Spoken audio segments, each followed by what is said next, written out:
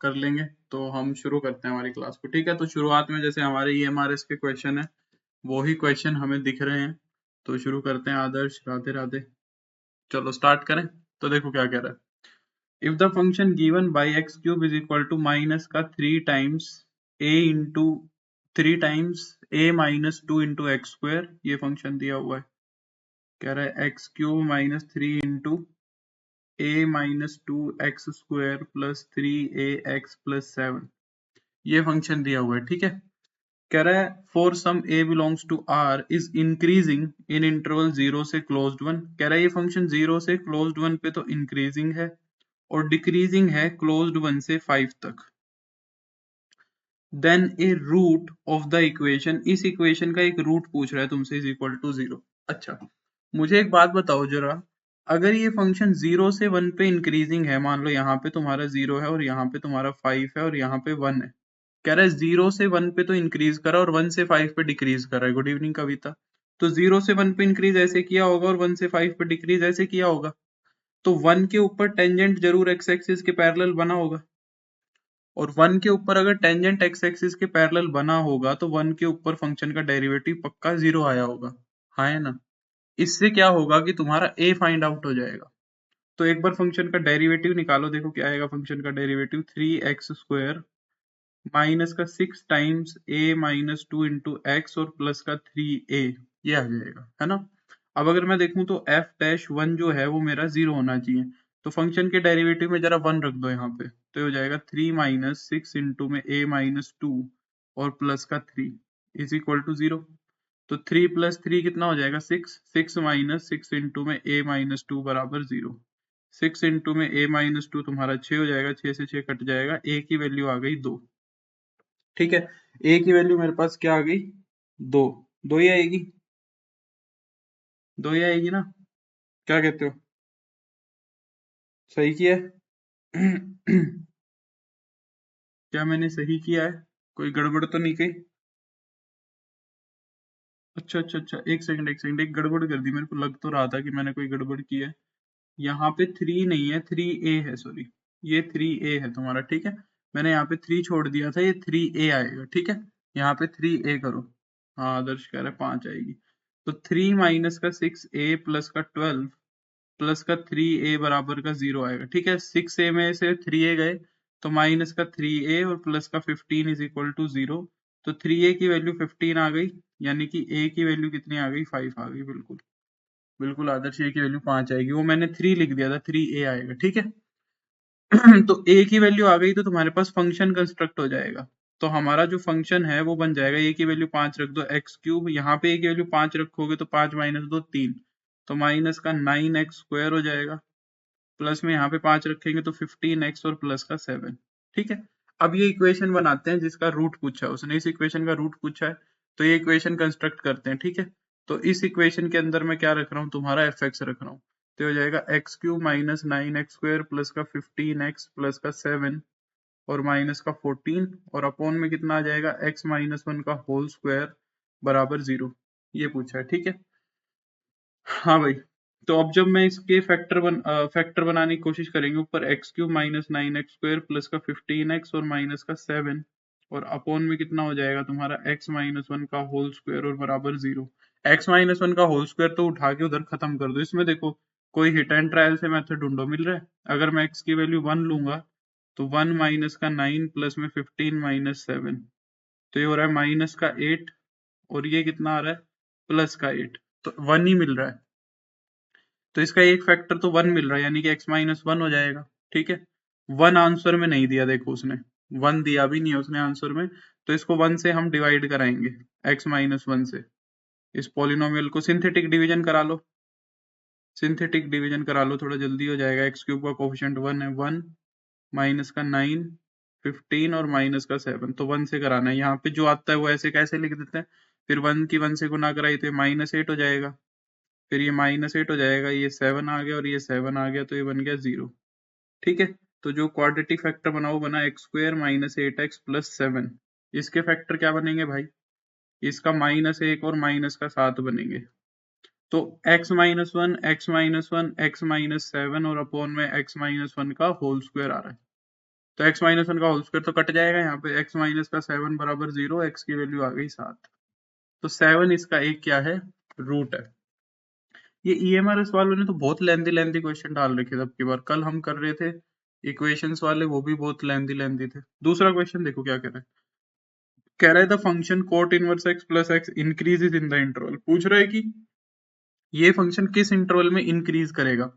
तो इस फंक्शन का डेरिवेटिव करके देखो, कोट इनवर्स एक्स का क्या होगा, 1/1 प्लस एक्स स्क्वायर और प्लस का x ये आएगा यानी कि हम कह रहे हैं कि x minus 1/1 plus x square, इसकी बात कर रहा है वो, है ना।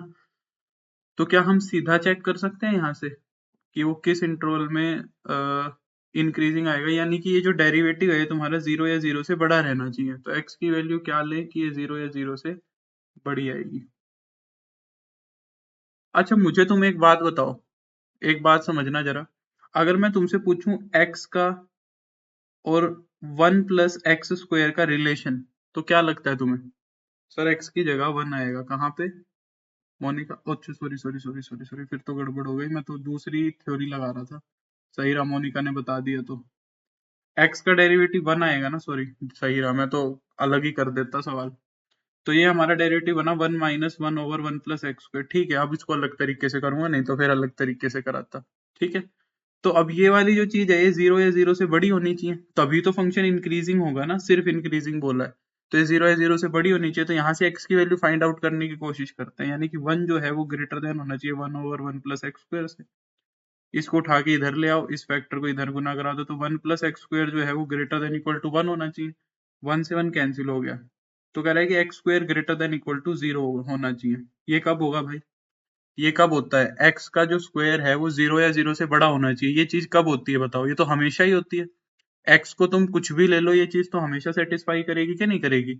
For all real numbers x का जो स्क्वायर होता है वो 0 या 0 से बड़ा होता है, यानी कि सारे रियल्स पे फंक्शन इंक्रीजिंग है। Through out the real numbers जो है ये मेरा फंक्शन क्या है, इंक्रीजिंग है। तो बी ऑप्शन सही है। थर्ड, थर्ड में क्या कह रहा है देखो, the equation of the tangent to the curve this at pi by two के ऊपर पूछ रहा है इस टेंजेंट की इक्वेशन क्या होगी। ठीक है, केवीएस में आया हुआ है last year. D Y over D X क्या बोल रहा है, देखो स्लोप ऑफ टेंजेंट निकालेंगे। ठीक है, तो एक काम करे, तो एक काम करो, इसको थोड़ा सा सिंपल बना लो। मैं इस y को ये लिख सकता हूँ x प्लस में 1/2 साइन 2x, थोड़ा इजी हो जाएगा डेरिवेटिव। इसको 2 से गुना कराया, 2 से भाग कराया, तो 2 sine x cos x sine 2x बन गया। अब निकाल लो डेरिवेटिव, तो d Y over D x करेंगे तो x का 1 प्लस में 1/2 साइन 2x का कोस 2x और 2x का 2, तो 2 से 2 कट जाएगा, 1 प्लस कोस 2x आ गया। ठीक है, किसके ऊपर पूछा है, एट पाई/2 पूछा है, at x is equal to पाई/2। पाई/2 के ऊपर अगर देखोगे तो स्लोप कितना आएगा, 1 प्लस ये बन जाएगा कोस पाई। कोस पाई कितना होता है, -1, तो 1 - 1 0 आ जाएगा। स्लोप ऑफ टेंजेंट कितना आ गया, 0 आ गया। ठीक है, अब इक्वेशन क्या बनेगी, इक्वेशन के लिए पॉइंट चाहिएगा। ठीक है, तो ये वाला जो x है इसको उठा के कर्व में रख दो तो y आ जाएगा, तो ये बन जाएगा पाई/2 प्लस 1/2 साइन पाई। तो साइन पाई 0 होता है, तो y की वैल्यू कितनी आ जाएगी, पाई/2 आ जाएगी। ठीक है, तो हमारा जो कर्व है उसकी इक्वेशन क्या बन जाएगी, y minus y1 is equal to में m, स्लोप कितना है 0 इंटू में x minus x1, sorry sorry sorry sorry sorry sorry, y की वैल्यू भी पाई/2 है, x की भी पाई/2, हाँ आई। ठीक है ठीक है ठीक है ठीक है, y की भी, y x की वैल्यू पाई/2 ली तो y की पाई/2 आ गई। ठीक है, तो ये कर्व बन जाएगा, तो y इज इक्वल टू पाई/2, यानी कि हम कह सकते हैं कि 2y इज इक्वल टू पाई, ये कर्व हो जाएगा C। ठीक है, अगला f x is equal to sine x plus cos x then the maximum value of f x. देखो इसको, इस क्वेश्चन को करने की जरूरत डेरिवेटिव से नहीं है, चाहो तो डेरिवेटिव से भी कर सकते हो, घिसा पिटा सवाल है। जैसे मैंने पीछे किया, इस फंक्शन को भी हम एक फंक्शन में रिड्यूस कर सकते हैं। एक्स का कोफिशिएंट अगर ऐसे दिया हो ना फंक्शन, तो क्या किया करो, A sine x plus B cos X. तुम क्या करो, इस पूरे को x के कोफिशिएंट का स्क्वायर, y के कोफिशिएंट का स्क्वायर और उसका रूट, इससे मल्टीप्लाई और डिवाइड करा लिया करो। इससे क्या होगा, तुम्हारा फॉर्मूला बन जाएगा। जैसे यहाँ पे x का कोफिशिएंट 1 है, y का सॉरी साइन x का कोफिशिएंट 1 है, कोस x का कोफिशिएंट भी 1 है, इनका स्क्वायर करो, जोड़ो और उसका रूट ले लो। तो 1 का स्क्वायर 1, 1 का स्क्वायर 1, 1 प्लस 1 2, 2 का रूट √2।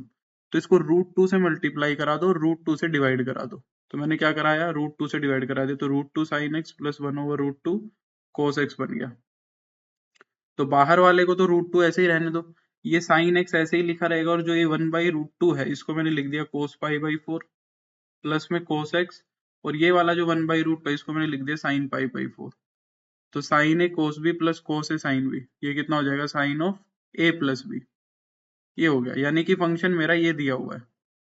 अब तुम्हें अच्छे से पता है कि साइन जो है, साइन के अंदर कुछ भी हो, ये हमेशा -1 से और 1 के बीच में लाई करता है। हाँ है ना, ये हमेशा -1 से 1 के बीच में लाई करेगा, और इसको √2 से और गुना कराना है, तो ये जो पूरा का पूरा फंक्शन है ये -√2 से +√2 के बीच में आएगा।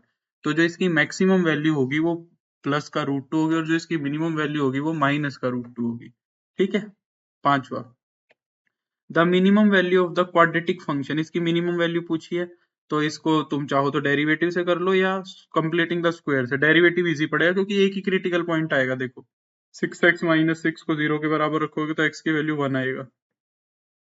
सर यही तो maximum value and minimum value, हाँ वो अलग फॉर्मूला होता है।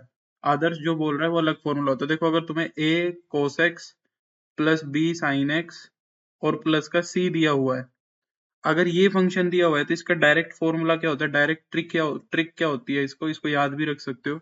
इसकी मिनिमम वैल्यू तो होती है c माइनस रूट में a² प्लस b²। ठीक है, ये तो होती है इसकी मिनिमम वैल्यू, और जो इसकी मैक्सिमम वैल्यू होती है वो c प्लस रूट में a² प्लस b²। ये दोनों वैल्यूज होती है। ठीक है, तो यहाँ पे c की वैल्यू 0 है, यहाँ पे c 0 है, तो लगाओगे तो यही आएगा 0 माइनस √2 और 0 प्लस √2। ठीक है आदर्श, एक्चुअल में ये फॉर्मूला होता है हमारा। ठीक है। तो भाई यहाँ पे x की वैल्यू 1 आ गई। अगर डबल डेरिवेटिव चेक भी करोगे तो उसके ऊपर प्लस ही आ रहा है, जो कि ग्रेटर देन 0 है, तो मिनिमम हो जाएगा। तो मिनिमम वैल्यू पूछा है तो x की वैल्यू को 1 रख दो, 3 - 6 प्लस 5 हो जाएगा ये, तो 8 - 6 2 हो जाएगी, इसकी मिनिमम वैल्यू आ गई। अगला, the minimum value of this function, इस फंक्शन की भी मिनिमम वैल्यू पूछ रहा है, तो इसका भी हम डेरिवेटिव करके देख लेते हैं। जब इसका डेरिवेटिव करोगे तो e की पावर का तो एज इट इज रहेगा x², x की पावर 4 का हो जाएगा 4x³ माइनस 3x² और प्लस का 2x। केवीएस का जो क्वेश्चन, केवीएस का जो पेपर था वो बहुत इजी आया था, वेरी वेरी इजी की कैटेगरी में रख सकते हो उसको, बहुत इजी इजी सवाल आए थे। यही कारण था कि कट ऑफ बहुत लो गई थी। इसमें से देखो x कॉमन आ रहा है, तो ये हो जाएगा 4x² माइनस का 3x और प्लस का 2। ठीक है, और भाई इनटू में आ रहा है e की पावर x की पावर 4 माइनस x³ और प्लस का 2। ठीक है, अब देखो ये तो कभी इसको जब 0 के बराबर रखोगे तो ये तो नॉन जीरो है, यहां से कुछ आ सकता है और यहां से कुछ आ सकता है। जब इसको 0 के बराबर रखोगे तो एक क्रिटिकल पॉइंट तो ये आएगा, और दो क्रिटिकल पॉइंट यहां से आएंगे। आएंगे कि नहीं आएंगे? ठीक है, यहां से सोल्व करके देख लो कोई क्रिटिकल पॉइंट आएगा कि नहीं आएगा, पहले ये देख लो। तो यहां से जब सोल्व करेंगे तो x की वैल्यू कितनी आएगी भाई, माइनस का b plus minus b², b का स्क्वायर करोगे तो 3 का स्क्वायर 9, माइनस का 4ac करेंगे तो ये आएगा 16 दूनी 32। देखो रूट में नेगेटिव आ रहा है, तो यहाँ से भी कुछ नहीं आएगा, बस एक क्रिटिकल पॉइंट 0 आएगा, उसी पे ही मिनिमम वैल्यू मिलेगी। जब भी एक क्रिटिकल पॉइंट आए तो चेक मत करने बैठना, एक क्रिटिकल पॉइंट पे कभी चेक नहीं करना होता है हमें कि मैक्सिमम आएगा कि मिनिमम, जो सवाल में पूछा है वही आएगा, आंख बंद करके उसको पुट कर देना तो e की पावर 0 यानी कि 1 आ जाएगा। ठीक है, नेक्स्ट, अगर f(x) दिया हुआ है sin x plus cos 2x has minima for the value of x, ये कह रहा है इसका मिनिमा कहाँ पे मिलेगा, ये एनवेस में आया हुआ है। ठीक है, तो इसका मिनिमा निकालने के लिए पहले इसका डेरिवेटिव करेंगे, वो क्या आएगा cos x माइनस का 2 sin 2x, यही आएगा ना। तो इसके फैक्टर बनाने पड़ेंगे तब क्रिटिकल पॉइंट निकलेगा। तो जब इसके फैक्टर बनाओगे तो 4 sin x cos x बन जाएगा बराबर 0। तो यहाँ से cos x कॉमन आ रहा है तुम्हारा, ये बन जाएगा 1 माइनस 4 sin x बराबर 0। cos x की वैल्यू 0 इक्वेट कर देंगे, और 1 माइनस 4 sin x की वैल्यू 0 के बराबर रख देंगे। तो यहाँ से sin x की जो वैल्यू है वो आ जाएगी 1/4। यहाँ से जो sin x की वैल्यू है एक तो आ जाएगी 1/4, और एक यहाँ से x की वैल्यू आ जाएगी, cos x 0 है, कोई इंटरवल उसने दिया नहीं हुआ, तो हम यहाँ से कहेंगे 2n + 1 π/2। ये वैल्यूज आएंगी सारे ओड। ठीक है, सारे क्या आएंगे ओड। और देखो x की वैल्यू 0 से बड़ी होनी चाहिए, तो यहाँ पे हम n को ऐसा लेंगे कि ये 0 से बड़ा रहे, तो n को मान लो होल नंबर, होल नंबर। जब 0 लोगे तो पाई बाई 2, 2 लोगे तो 1 लोगे तो 3 पाई बाई 2, 2 लोगे तो 5 पाई बाई 2। यहाँ से साइन एक्स कह रहा है कि 1/4 होना चाहिए।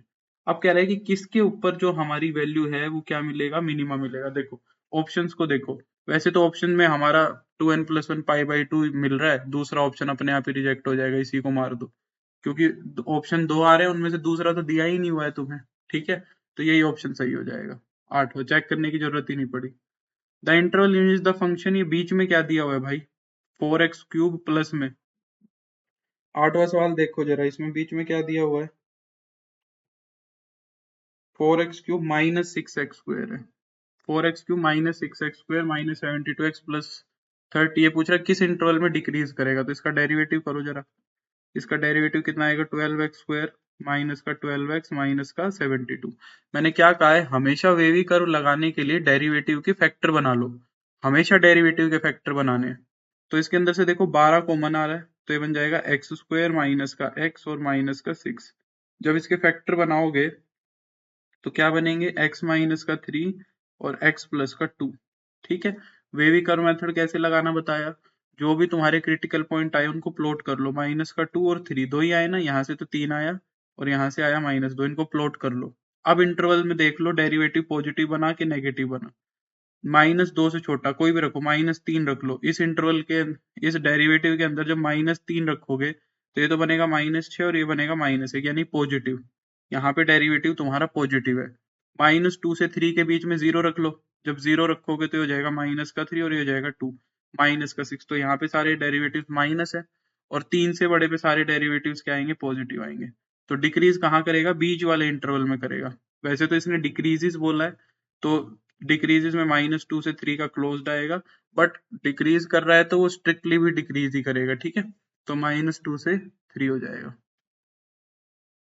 सर यही सेम क्वेश्चन आज क्लास में स्टूडेंट्स को प्रैक्टिस के लिए दिया था। चलो बहुत बढ़िया, पढ़ाओगे तो सब सीख जाओगे, पढ़ाने से अच्छी लर्निंग कोई भी नहीं है। ठीक है, पढ़ाने के लिए चाहे एक बच्चा पकड़ लो, फ्री में पढ़ा दो, खुद की तैयारी करनी है तो पर पढ़ा दो। ठीक है, slope of tangent to the curve पूछ रहा है, पैरामीट्रिक फॉर्म में दिया हुआ है, यानी कि हमें dy/dx निकालना है, कुल मिला के बात ये है। तो पहले तो dx/dt निकाल दो, dx/dt कितना आएगा 60, dy/dt क्या आएगा 3t², यही आया ना। देखो कितना रद्दी सवाल है, तो बहुत आसान है। dy/dx कितना आ जाएगा 3t² अपॉन में 60, एक टी से एक टी कट गया और यहाँ पे 2 आ गया, तो आ गया t/2। किस पे पूछ रहा है, at x is equal to 1। जब x की वैल्यू 1 लोगे तो ये देखना पड़ेगा कि t क्या वैल्यू लेगा। ठीक है, x की वैल्यू 1 रखो तो t देखो क्या आएगा, x की वैल्यू 1 रखेंगे तो ये बनेगा 3t² प्लस 1। तो यहाँ से 3t² की वैल्यू आ गई 0, तो t की वैल्यू 0 आएगी। तो t की वैल्यू 0 रखोगे तो स्लोप आ गया 0। ठीक है, अंशु c क्यों कह रहा है, c का पिछले वाले का कह रहा है कि c 0 ही आएगा। ठीक है, जब x की वैल्यू 1 लेंगे तो t तो 0 बन रहा है, तो t की फॉर्म में निकालेंगे हम। ठीक है, 3t² अपॉन में 60। ठीक है ना। अगला 10th, the function has maximum value when x is, कह रहा है ये मैक्सिमम वैल्यू कब अटेन करेगा, तो वही डेरिवेटिव करो इसका, तो ये हो जाएगा 6x² माइनस का 30x प्लस का 36। इसके फैक्टर बनाएंगे, 6 कॉमन आ रहा है, x² माइनस का 5x प्लस का 6 हो जाएगा। तो एक क्रिटिकल पॉइंट तो आया 2 और एक आया 3, यहाँ से एक x की वैल्यू तो आ गई 2 और एक आ गई 3। अब इसका डबल डेरिवेटिव करो, मिनिमा चेक करना ना, मैक्सिमा चेक करना। अगर एक आता तो मैं बोल देता 2 आए हैं, तो 12x माइनस का 30 आया है। जब 2 के ऊपर चेक करोगे तो ये बनेगा तुम्हारा 24 माइनस 30 माइनस का 6 लेस देन 0 है, तो इसी पे मैक्सिमा मिलेगा। ठीक है, तो 2 इसका सही आंसर हो जाएगा। इतनी ही देर लगानी है इन सवालों में बस। The maximum minimum value of इस फंक्शन की मैक्सिमम या मिनिमम वैल्यू पूछो, बहुत रद्दी सवाल है, क्योंकि बस एक ही क्रिटिकल पॉइंट मिलेगा। एक क्रिटिकल पॉइंट डेरिवेटिव करोगे तो 4x प्लस 1 बराबर 0, तो x की वैल्यू -1/4 आ जाएगी। बस हमें मतलब नहीं है, इसी को उठा के यहाँ रख दो। तो 2 गुना 1/16 प्लस 1/4 और माइनस का 3, ये हो गया 8, एलसीएम आ जाएगा 8। यहाँ हो जाएगा 1 प्लस 2 माइनस 24 माइनस का 21/8, 21 ही आएगा ना। हाँ भाई, 4x प्लस 1 बराबर 0, x की वैल्यू आ गई, सॉरी हाँ, x की वैल्यू -1/4 अच्छा अच्छा अच्छा अच्छा, बीच में माइनस आएगा, बीच में माइनस आएगा, बीच में माइनस आएगा, तो ये माइनस का 25 आएगा, ठीक है, माइनस का 25/8। The equation of tangent to the curve, इस कर्व के ऊपर टेंजेंट पूछ रहा है at the point A comma B, A comma B के ऊपर इसके ऊपर टेंजेंट क्या बनेगा, एक्स बाई ए की power N plus Y by B की power N is equal to 2। इस क्वेश्चन को थोड़े अच्छे तरीके से करें तो अगर मैं x की वैल्यू n की वैल्यू तो 2 ले लूं और a और b की वैल्यू फिक्स कर दूं, तो जो a और b पॉइंट है मेरा,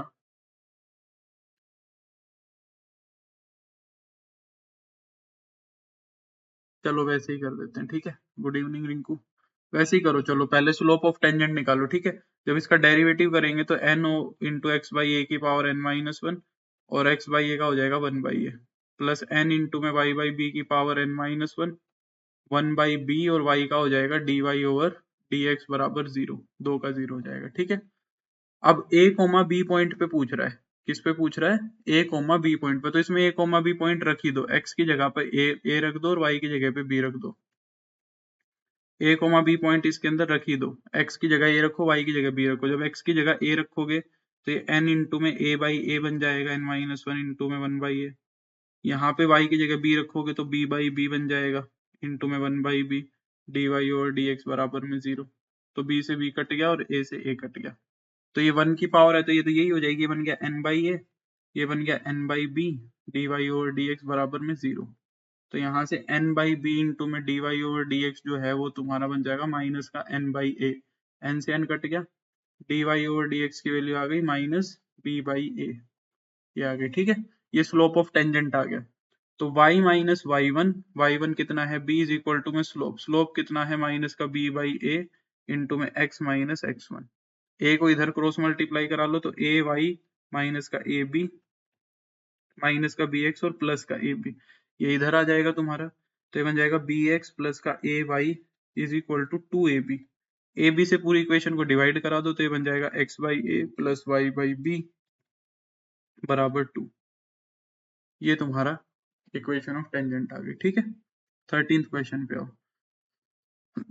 if the normal to the curve, इस कर्व के ऊपर हमने नॉर्मल ड्रॉ किया है at the point on it makes equal intercepts on the coordinate axis, then the x coordinate of the point on the curve, ये पूछ रहा है। ये जो नॉर्मल दिख रहा है ना तुम्हें, इसका नॉर्मल एक पॉइंट के ऊपर वो क्या करता है, at a point on it makes equal intercepts with the coordinate axis, वो कोऑर्डिनेट एक्सिस के ऊपर इक्वल इंटरसेप्ट बनाता है, ठीक है। यानी कि इस तरीके से कुछ इक्वल इंटरसेप्ट बनाया, ए कोमा 0 और 0 कोमा ए, ठीक है। तो कह रहा है x coordinate of the point on the curve, तो वो पॉइंट क्या होगा ये पूछ रहा है।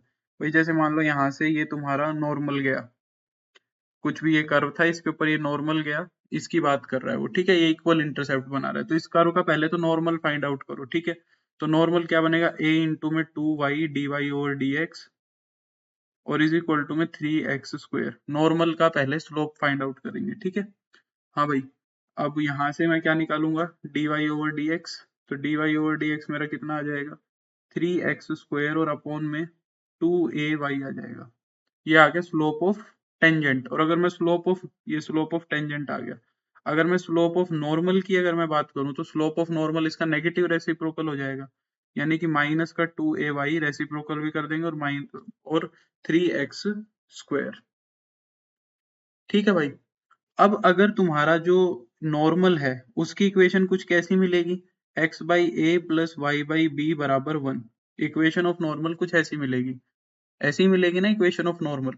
अगर इक्वेशन ऑफ नॉर्मल ऐसी क्यों मिलेगी, क्योंकि जब इक्वल इंटरसेप्ट होते हैं तो intercept X by A plus Y by A, क्योंकि दोनों इंटरसेप्ट सेम है तो बी की जगह भी मैं क्या रख दूंगा, ए ही रख दूंगा। तो यहां से अगर मैं नॉर्मल का स्लोप निकालूंगा तो कितना आएगा, देखो 1/a प्लस में 1/a dy ओवर dx और बराबर में 0 यहाँ से, और ये dy ओवर dx जो निकलेगा ये कितना आ जाएगा -1। ये यूं मत सोचना कि टेंजेंट का स्लोप आया, ये इक्वेशन ही नॉर्मल की थी। तो नॉर्मल की इक्वेशन में से जब डेरिवेटिव करोगे तो वो स्लोप ऑफ नॉर्मल आएगा, ठीक है, ना कि स्लोप ऑफ टेंजेंट आएगा। तो slope of equation, equation he normal की थी तो स्लोप भी नॉर्मल का आएगा। और ये भी स्लोप ऑफ नॉर्मल है, तो यहाँ -1 रख दो, माइनस से माइनस कट जाएगा, तो यहाँ से जो तुम्हारा 3x² है वो 2ay के इक्वल आ गया। ठीक है, अब ये इक्वेशन दी हुई है और ये इक्वेशन दी है, इन दोनों को सोल्व करके हम क्या करेंगे, x कोऑर्डिनेट पूछा है तो y को रिप्लेस कर दो। यहाँ से y की वैल्यू कितनी आई देखो, यहाँ से y की वैल्यू आ गई 3x² / 2a।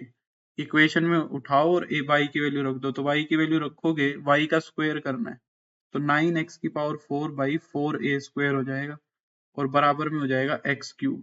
ठीक है, एक x तो 0 आ रहा है, वो तो ऑप्शन में नहीं दिया हुआ, तो हम x³ को x³ से काट देंगे, जो x = 0 था उस रूट को हमने उड़ा दिया, क्योंकि वो दिया ही नहीं हुआ इसके अंदर। ठीक है, तो अब यहाँ से देखो तुम्हारा क्या बन गया, यहाँ पे ये बन गया, एक a से ये एक a भी कट गया, तो ऊपर तो आ गया 9x और नीचे बच गया 4a और यहाँ बन गया 1, तो x की वैल्यू आ गई 4a/9। ये तुम्हारा x इंटरसेप्ट आ गया, x कोऑर्डिनेट आ गया उस पॉइंट का। बहुत बढ़िया सवाल था। ठीक है, 14 अगर b की वैल्यू 0 से छोटी है देन द फंक्शन f(x), ये फंक्शन क्या होगा ये पूछ रहा है। ठीक है, b की वैल्यू नेगेटिव बोल रहा है, तो अगर मैं फंक्शन का डेरिवेटिव करूंगा तो क्या आएगा भाई, तुम्हारा माइनस का 2bx और प्लस का a। ठीक है, एक कांस्टेंट फंक्शन होगा, एक इसके पास मिनिमम वैल्यू होगी, इसके पास पॉजिटिव वैल्यू होगी, तो यहाँ से क्रिटिकल पॉइंट निकल जाएगा जब इसको मैं 0 के बराबर इक्वेट करूंगा, f' को 0 के बराबर रखूंगा, तो 2bx की वैल्यू a आ गई और x की वैल्यू आ गई a/2b, ये आ गई x की वैल्यू। ठीक है, तो अब मैं जब डबल डेरिवेटिव करूंगा इसका, तो इसका डबल डेरिवेटिव, ये -2bx क्यों कर दिया भाई मैंने, प्लस का 2bx आएगा ना, और ये आएगा तुम्हारा माइनस, तो माइनस का a/2b ये पॉइंट बनेगा। ठीक है, और जब मैं इसका डबल डेरिवेटिव करूंगा तो प्लस का 2b आएगा। अब मुझे बताओ, b उसने खुद बोला है कि नेगेटिव है, अगर उसने b बोला है नेगेटिव है, तो ये 2b की वैल्यू लेस देन 0 आएगी, क्या आएगी, लेस देन 0 आएगी, तो इसके पास क्या मिलेगा फिर, इसके पास मैक्सिमम मिलेगा। ठीक है, तो इसके पास मैक्सिमम वैल्यू होगी। समझे, आसान सा सवाल है। 15वां, sin x is strictly increasing in the interval. भाई ये इंटरवल ही नहीं दिख रहा इसके अंदर, तो शायद टाइपिंग एरर है मेरे ख्याल से, इस क्वेश्चन के अंदर शायद टाइपिंग एरर है, तो इसको देखना पड़ेगा। ठीक है, बाद में देखेंगे। अगला देखो, ये वाला क्वेश्चन देखो, कह रहा है कि अगर f जो है वो 0 से इंफिनिटी, आगे इसकी डोमेन भी नहीं बताई हुई, इस क्वेश्चन में भी मेरे को थोड़ा एरर लग रहा है भाई।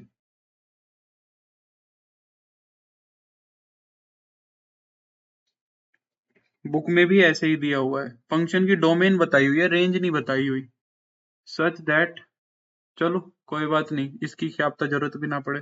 सच दैट कह रहा है कि df/dx इज मोनोटोनिकली इंक्रीजिंग, कह रहा है यानी कि जो फंक्शन का डेरिवेटिव है ना वो इंक्रीजिंग दिया हुआ है, डेरिवेटिव इंक्रीजिंग दिया हुआ है, ध्यान रखना, डेरिवेटिव इंक्रीजिंग दिया हुआ है, और कह रहा है कि फंक्शन की 0 पे वैल्यू 0 है, ये भी दे दी, हमारा जो ओरिजिनल फंक्शन है उसकी वैल्यू 0 पे क्या है, 0 है।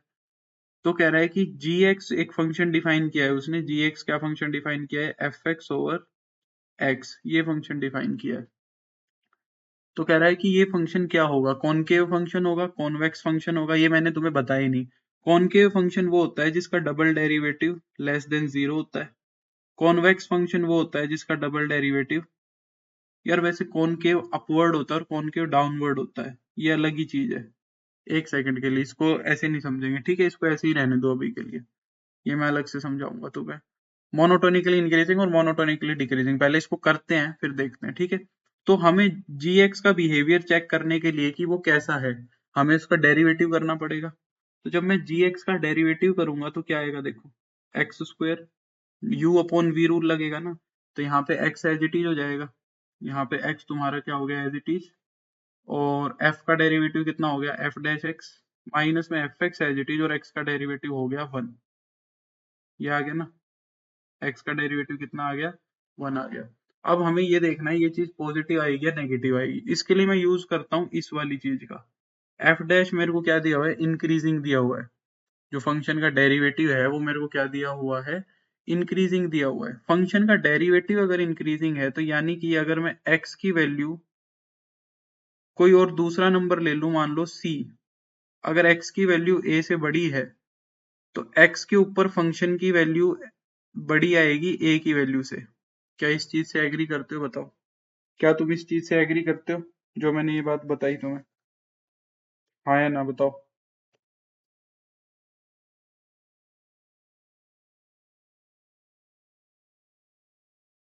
ठीक है, बोलो हाँ या ना। इस बात से सेटिस्फाई करते हो? अगर मेरा फंक्शन इंक्रीजिंग है, तो अगर x छोटा है और a बड़ा है, तो छोटे पॉइंट पे छोटी वैल्यू, बड़े पॉइंट पे बड़ी वैल्यू। इंक्रीजिंग फंक्शन है तो ये प्रॉपर्टी को सेटिस्फाई करेगा। अब मुझे किसी तरह इस कंडीशन को इससे रिलेट कराना है। ये वाली जो कंडीशन है, इस कंडीशन को मैं इससे रिलेट कराना चाहता हूँ। देखो नीचे वाला साइन तो हमेशा पॉजिटिव ही रहेगा, एक्स स्क्वायर है तो वो जीरो या जीरो से बड़ा ही रहेगा। ठीक है, वो तो पॉजिटिव ही रहेगा। ऊपर वाले का साइन हमें देखना है। ठीक है, एक सेकंड रुक जाओ बस। हाँ देखो, एक चीज हम कर सकते हैं।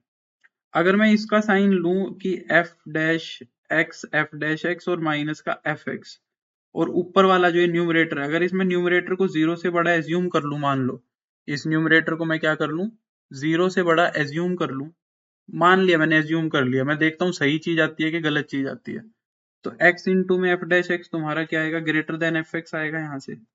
ठीक है, और जो तुम्हारा एफ डैश एक्स है भाई, वो ग्रेटर देन हो जाएगा एफ एक्स ओवर एक्स से।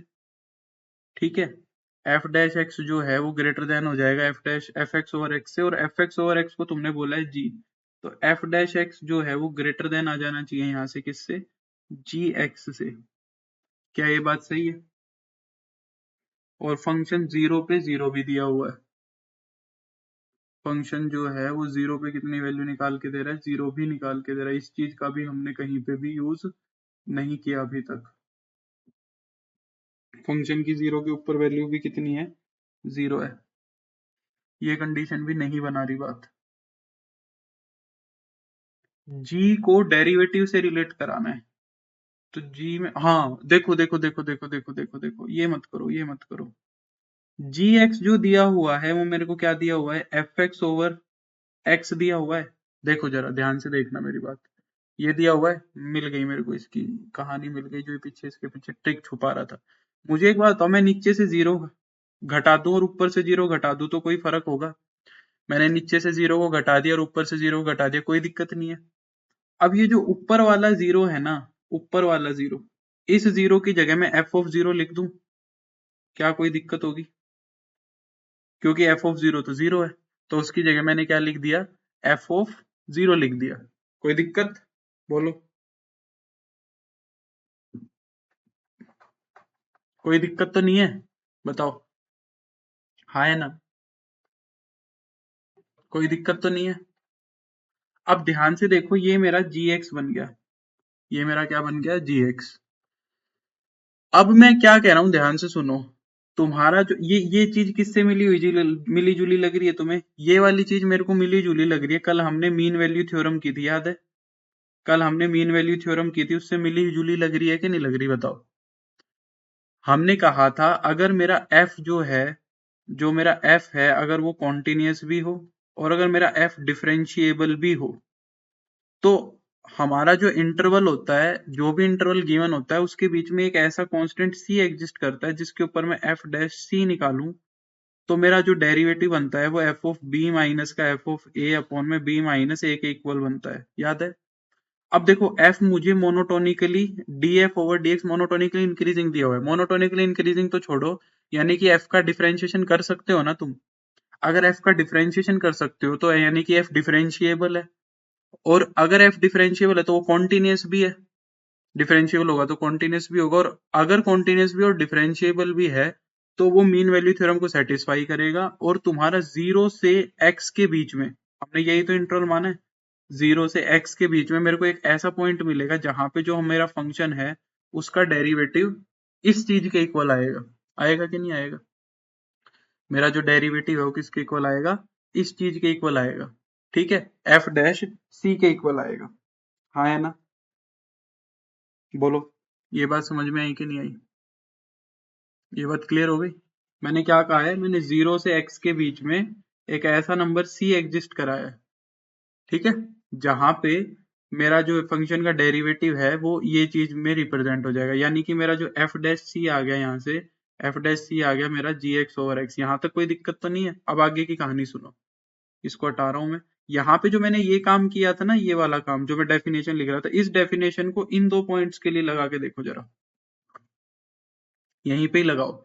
मैं कह रहा हूं कि अगर x की वैल्यू c से बड़ी है तो जो f डैश x है वो बड़ा होगा f डैश c से, जो a के लिए लगाई थी, क्योंकि x बड़ा पॉइंट है, c छोटा पॉइंट है, तो f डैश इंक्रीजिंग है तो बड़े पॉइंट पे बड़ी वैल्यू देगा, छोटे पॉइंट पे छोटी वैल्यू देगा। और f डैश c तुम्हारा क्या है, gx है। f डैश c तुम्हारा क्या है, gx। यहाँ पे मैंने डिवाइड में x को लिख दिया। जो मेरा f डैश c है वो तुम्हारा क्या है, gx है। f डैश c मेरा क्या है, gx। तो f डैश c की जगह मैंने क्या लिख दिया, gx लिख दिया। यानी कि जो मेरा f डैश x है वो gx के इक्वल आ रहा है, ठीक है। और जो मेरा gx है वो मेरा सॉरी f डैश x जो है वो gx से क्या है, बड़ा है, क्योंकि यहाँ पे ग्रेटर देन साइन है ना, ग्रेटर देन साइन। तो f डैश x की जगह मैंने क्या रख दिया, gx रख दिया। तो जो मेरा f डैश x है वो gx से बड़ा है। तो f डैश x जो है वो gx की जगह मैं क्या लिख दे रहा हूँ, fx ओवर x लिख दे रहा हूँ, क्योंकि ये मेरे को दिया हुआ है। अब जब मैं x को क्रॉस मल्टीप्लाई कराऊंगा तो यहाँ पे ये x मल्टीप्लाई हो जाएगा आके, और ग्रेटर देन एफ एक्स आ जाएगा इधर। और अगर मैं एफ एक्स को एलएचएस में ले आऊंगा तो एक्स इंटू में एफ डैश एक्स माइनस का एफ एक्स जो है वो ग्रेटर देन 0 आ गया। यही तो मेरे को चाहिए था, ऊपर वाला पार्ट पॉजिटिव। ये ऊपर वाला पार्ट मेरा पॉजिटिव आ गया, नीचे वाला एक्स स्क्वायर तो पॉजिटिव है ही। तो क्या ये मोनोटोनिकली इंक्रीजिंग हो गया कि नहीं हो गया? रिपीट करने की जरूरत है कि नहीं है? तो भयंकर सवाल दे रखा है, तो हाई फाई लेवल है, पीजीटी का लेवल नहीं है, तो कॉलेज वॉलेज तक चला गया सिस्टम। हाँ भाई। सर इससे कुछ बन सकता है, x 0 से बड़ी है तो x f dash x positive होगा, x 0 से बड़ा है तो x f dash x positive होगा। 0 से बड़ा होगा तो ये क्यों पॉजिटिव होगा?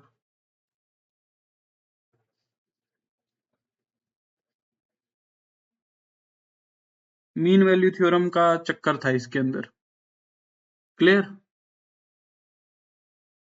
चलो अगला देखो, कह रहा है the function sine of e raise to the power x। इस फंक्शन के बारे में बात कर रहा है, sine of e raise to the power x, x 0 से बड़ा है। कह रहा है ये बाउंडेड होगा पर कन्वर्ज नहीं करेगा। f डैश x इंक्रीजिंग है तो x इंटू में f डैश x पॉजिटिव कैसे होगा? आदर्श मैं यही पूछ रहा हूँ, अगर इंक्रीजिंग है तो पॉजिटिव होने की गारंटी कहाँ से आई? है ना, हमारा फंक्शन नेगेटिव वैल्यूज लेके भी तो इंक्रीजिंग हो सकता है ना आदर्श, ऐसी वैल्यूज भी तो ले सकता है मेरा function.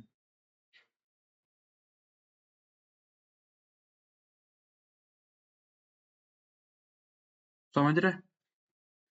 Sine of e raise to the power x, अगर मेरा f कह रहा है कि ये बाउंडेड होगा पर कन्वर्ज नहीं करेगा, diverges to infinity x x approaches to infinity, ये कह रहा है is strictly increasing but bounded. कह रहा है ये स्ट्रिक्टली इंक्रीजिंग है पर बाउंडेड होगा, और ये कह रहा है ये bounded and converges to a real number as x approaches to infinity, ये पूछ रहा है। ठीक है, कन्वर्जेस डाइवर्जेस का मतलब ये है कि तुम इसके ऊपर लिमिट लगा दो, सीधी सी बात ये है। अगर इसके ऊपर लिमिट लगाओगे तो ये sine E raise to the power infinity आ जाएगा। जैसे सीक्वेंस को देखते हैं ना, तो सीक्वेंस की कन्वर्जेंस देखने के लिए उस पर लिमिट लगा देते हैं, तो ये क्या बन गया, साइन इन्फिनिटी बन गया। अब साइन इन्फिनिटी जो है वो -1 से 1 के बीच का कोई भी एक नंबर आएगा, क्या आएगा वो मेरे को नहीं पता, पहली बात तो। ठीक है, दूसरी बात अगर मैं बात करूं साइन के अंदर कुछ भी हो भाई, साइन के ऊपर, साइन के अंदर मेरा कुछ भी हो तो वो -1 से 1 के बीच में ही मिलेगा। साइन फंक्शन में कुछ भी रखो -1 से 1 के बीच में तो मिलना ही है। तो ये मेरा जो है, पहली बात ये बाउंडेड तो होगा। दूसरी बात जो इसकी लिमिट आ रही है वो -1 से 1 के बीच में आ रही है, इसकी जो लिमिट आ रही है, लिमिट मैंने निकाली तो ये -1 से 1 के बीच में आ रही है, क्या आ रही है ये नहीं पता। तो पहली बात ये कन्वर्ज तो किया नहीं, पहली बात ये कन्वर्ज तो नहीं किया। ठीक है, दूसरी बात ये डाइवर्ज भी नहीं करा इन्फिनिटी पे, ये क्या नहीं करा, डाइवर्ज भी नहीं करा इन्फिनिटी पे। ठीक है, तो हम क्या बोलेंगे, ये फंक्शन बाउंडेड है बट डज नॉट कन्वर्ज, यही ऑप्शन सही हो गया कि भाई ये बाउंडेड तो है बट ये कन्वर्ज नहीं कर रहा है। ठीक है, ये इन्फिनिटी पे भी नहीं जा रहा है, इन्फिनिटी पे तो नहीं जा रहा, डाइवर्जेस टू इन्फिनिटी, ये तो मेरे को दिख रहा है -1 से 1 के बीच में रह जा रहा है। स्ट्रिक्टली इंक्रीजिंग है बट बाउंडेड नहीं है। अब स्ट्रिक्टली इंक्रीजिंग है और बाउंडेड है, ये कह रहा है, ये स्ट्रिक्टली इंक्रीजिंग बिहेवियर और देखना पड़ेगा इसका, तो इसका डेरिवेटिव करो। ठीक है, जब मैं इसका डेरिवेटिव करूंगा तो साइन एक्स का डेरिवेटिव हो जाएगा कोस ई की पावर एक्स, और ई की पावर एक्स का हो जाएगा ई की पावर एक्स। क्या ये डेरिवेटिव हमेशा ग्रेटर देन 0 आएगा? नहीं भाई, क्योंकि कोस हमारी नेगेटिव वैल्यू भी लेगा, कोस मेरा नेगेटिव वैल्यू भी लेगा, कोस तो नेगेटिव भी हो सकता है ना, तो ये हमेशा स्ट्रिक्टली इंक्रीजिंग नहीं रहेगा, ये डिक्रीज भी करेगा। ये बाउंडेड है but converges to a real number as x approaches to infinity. मुझे नहीं पता ये कहाँ पे जाके कन्वर्ज करेगा, इसको हम नहीं कह सकते।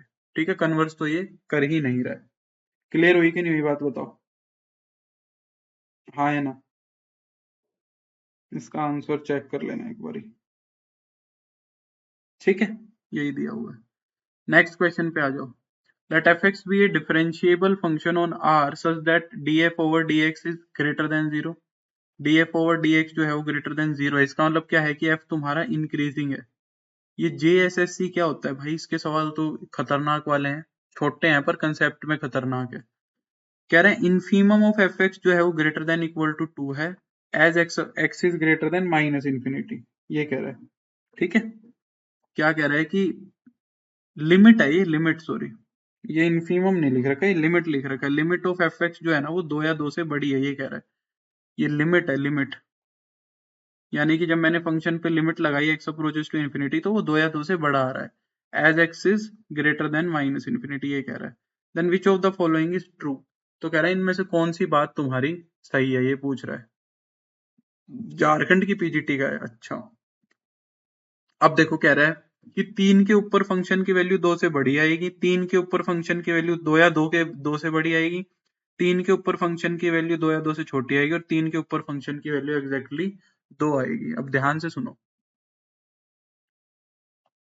देखो भाई, जब मैं x की वैल्यू को इन्फिनिटी तक अप्रोच करा रहा हूं, ध्यान से सुनना, जब मैं x की वैल्यू को इन्फिनिटी तक अप्रोच करा रहा हूं, तो जो मेरा फंक्शन है ना वो 2 तक ही जा रहा है। यहाँ पे फंक्शन ने 2 वैल्यू ली, जब मैं x की वैल्यू इन्फिनिटी अप्रोच करा रहा हूं तो मेरा फंक्शन कहाँ पे जा रहा है? 2 तक जा रहा है। समझ में आ रही है मेरी बात? बोलो हाँ या ना। अब वो मेरे से ये कह रहा है, और जो मेरा फंक्शन है ना वो इंक्रीजिंग भी रहा है, जो मेरा फंक्शन है वो क्या करता जा रहा है? इंक्रीज भी करता जा रहा है। यानी कि मेरा फंक्शन इंक्रीज करता करता 2 तक गया होगा। क्या इस बात से एग्री करते हो, बताओ हाँ या ना? मेरा फंक्शन बढ़ भी रहा है और वो इन्फिनिटी को अप्रोच किया तो वो 2 तक भी जा रहा है। मानते हो कि नहीं मानते हो, बोलो हाँ या ना? ऐसा ही कुछ ग्राफ बना होगा फंक्शन का। अगर वो नेगेटिव में भी डिफाइन किया होगा तो ऐसे जा रहा होगा पीछे से। अगर मेरा फंक्शन नेगेटिव से भी डिफाइंड है तो ऐसे पीछे से ऐसे गया होगा, बढ़ता बढ़ता बढ़ता बढ़ता 2 तक। जब x की वैल्यू इन्फिनिटी तो को अप्रोच करी, तो जो मेरे फंक्शन की लिमिट है वो 2 या 2 से बड़ी आई, या तो 2 आई या 2 से भी आगे चला गया। कहने का मतलब कुछ ऐसा है, 2 भी आ सकती है और 2 या 2 से बड़ी भी आ सकती है। ये ग्राफ समझ में आ रहा है, बोलो। अब जो x की वैल्यू 3 है भाई, वो कहाँ मिली होगी? कहीं यहाँ मिली होगी x की वैल्यू 3, यहाँ पे कहीं x की वैल्यू 3 मिली होगी, बोलो। हाँ बिल्कुल है, आरपीएससी के लिए भी हेल्पफुल है, ये तो सबकी तरह लिए हेल्पफुल है। इनसे तो कंसेप्ट का निचोड़ आ जाता है हर चीज का। ये बताओ, ये ग्राफ समझ में आया कि नहीं आया, बोलो। ये ग्राफ समझ में आया। अब जो x की वैल्यू 3 है वो कहीं यहाँ मिलेगी पहले। अब 3 के ऊपर फंक्शन की वैल्यू मेरे को ये बताओ 2 से छोटी आ रही है कि बड़ी आ रही है, बोलो। 3 के ऊपर जो फंक्शन की वैल्यू है वो छोटी आ रही है या बड़ी आ रही है, बोलो। अगर मैं f ऑफ 3 की बात करूं तो क्या वो स्ट्रिक्टली 2 से छोटी नहीं आएगी, बताओ मुझे। क्या 3 के ऊपर फंक्शन की वैल्यू स्ट्रिक्टली 2 से छोटी नहीं आएगी, हाँ या ना? समझे कि नहीं समझे, बोलो।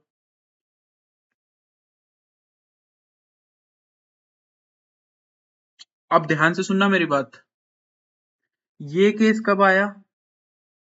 जब मैंने लिमिट को 2 माना था। ध्यान से सुनो मेरी बात, जब मैंने लिमिट को क्या माना था?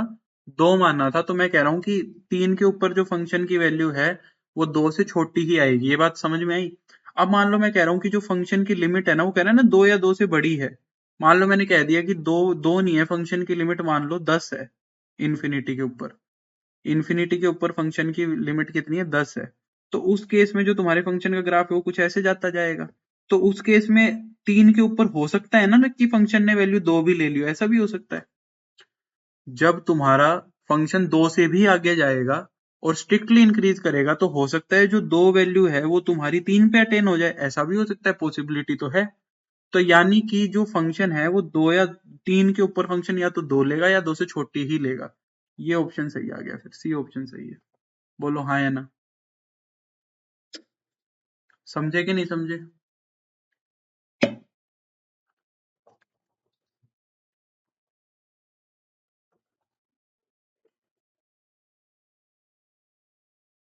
नेक्स्ट, ये क्या टाइप कर रखा है? ये तो ढंग से टाइप नहीं हो रखा, इस क्वेश्चन के अंदर एरर है। सर माइनस इन्फिनिटी की बात कर रहा है, मैं वही तो समझा रहा हूँ, ध्यान से देख आदर्श। वो कह रहा है as x is greater than minus infinity, वो ये कहना चाह रहा है अगर एक्स की वैल्यू माइनस इन्फिनिटी से बड़ी होगी, ये कह रहा है। यानी कि वो डोमेन बताने की कोशिश कर रहा है कि एक्स की वैल्यू माइनस इन्फिनिटी से बड़ी लेनी है तुम्हें।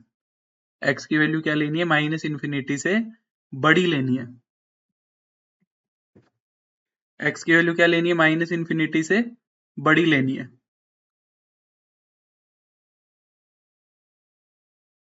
समझ रहा है? तो एक्स की वैल्यू माइनस इन्फिनिटी से बड़ी, यानी कि एक्स की वैल्यू यहां से ऐसे जाती जाएगी। समझ रहा है? उस चीज को ऐसे मत समझ, या इस चीज को दूसरे तरीके से समझाने की कोशिश कर रहा है यार। ये x is as x approaches to बोलना चाह रहे हैं क्या? इसके दो सेंस बन सकते हैं यार, ये आदर्श भी वैसे तो ठीक कह रहा है। देखो इस चीज को हम दो तरीके से लिख सकते हैं क्या, कि limit f x is greater than equal to 2 as x approaches to minus infinity, ये चीज अलग है। और ये चीज अलग है, x is greater than minus infinity. अभी कौन सी बात कहना चाह रहा है? अगर x is greater than minus infinity कहना चाह रहा है तो ये वाला केस आ गया कि भाई एक्स की वैल्यू माइनस इन्फिनिटी से बड़ी लो, और उसके अंदर जो तुम्हारा फंक्शन है वो 2 या 2 से बड़ा आ रहा है। तो इस केस में तो ये सवाल बन गया जो मैंने करा दिया। मैं दोनों बता देता हूँ तुम्हें, ठीक है? जो भी पूछे दोनों तरीके से समझ लो। अगर ये वाला केस बोल रहा है तो ये वाली बात आ गई। अब अगर वो ये कह रहा है कि एक्स की वैल्यू अगर माइनस इन्फिनिटी पे जा रही है तो मेरा फंक्शन 2 या 2 से बड़ी वैल्यू ले रहा है, तो उस केस में ग्राफ कैसा बनाओगे? देखो, कह रहा है एक्स की वैल्यू अगर माइनस इन्फिनिटी पे जा रही है यहाँ पे, तो जो मेरा फंक्शन है वो 2 या 2 से बड़ी वैल्यू ले रहा है। मान लो यहाँ पे 2 या 2 से बड़ी वैल्यू है, तो मेरा फंक्शन मान लो यहाँ पे 2 इस वैल्यू को जा रहा है, और वो इंक्रीज भी कर रहा है। और वो मेरा फंक्शन क्या कर रहा है? वो मेरा फंक्शन इंक्रीज भी कर रहा है। तो यहाँ से जो मेरा फंक्शन है वो कुछ इंक्रीज करता हुआ ऐसे गया होगा आगे की तरफ। उस केस में ग्राफ तुम्हारा ऐसे बनेगा। अगर x is approaching to minus infinity बोल रहा है, उस केस में तुम्हारा ग्राफ ऐसे बनेगा। समझ में आ रही है मेरी बात? उस केस के अंदर अगर मैं यहाँ पे x की वैल्यू 3 लूंगा, तो उसके अंदर जो 3 के ऊपर फंक्शन की वैल्यू आएगी ना, 3 के ऊपर फंक्शन की वैल्यू 2 से बड़ी ही आएगी। समझ रहे हो मेरी बात?